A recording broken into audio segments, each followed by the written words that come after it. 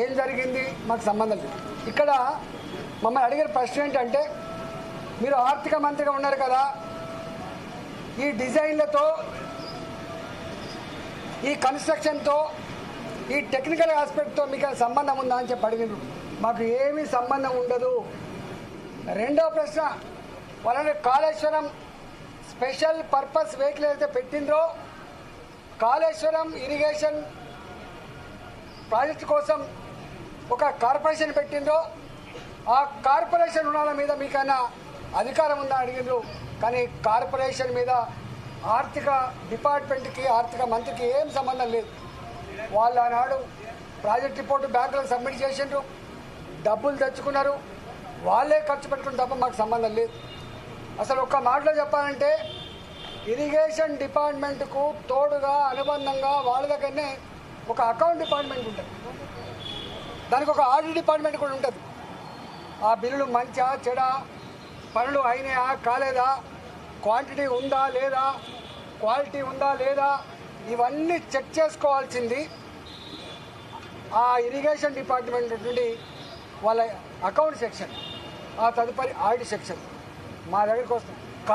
Kaleshwaram corporation కింద ఏ డబ్బులైతే ఉండనో వాళ్ళే నేరుగా పే చేసుకున్న మాకు సంబంధం లేదు.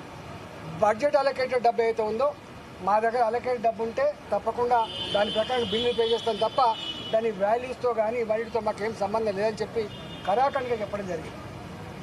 కానీ వాళ్ళ ఎంత దుర్మార్గులు అంటే, ఈ ఈటల రాజేంద్ర గారు పిలుస్తాను, ఏం పిలుస్తావు, ఏం పిలిచినా ఏముంటుంది. మా బతుకు చాలా ట్రాన్స్పరెంట్గా, మేము ఎథిక్స్ కోసం బతికిన వాళ్ళం, ప్రజల కోసం బతికిన వాళ్ళం. కంత మీద తుపాకీ పెట్టినా కూడా గదే మాట మాట్లాడలేదు తప్ప ఇంకోటి మాట మాట్లాడటం కాదు. ఇవాళ పిచ్చి కూతలు, కారు కూతలు, ఇలా కుక్కలు లెక్క ఎగబడ్డే మాత్రం చూస్తూ ఉంటే బాధ అనిపిస్తూ ఉంది.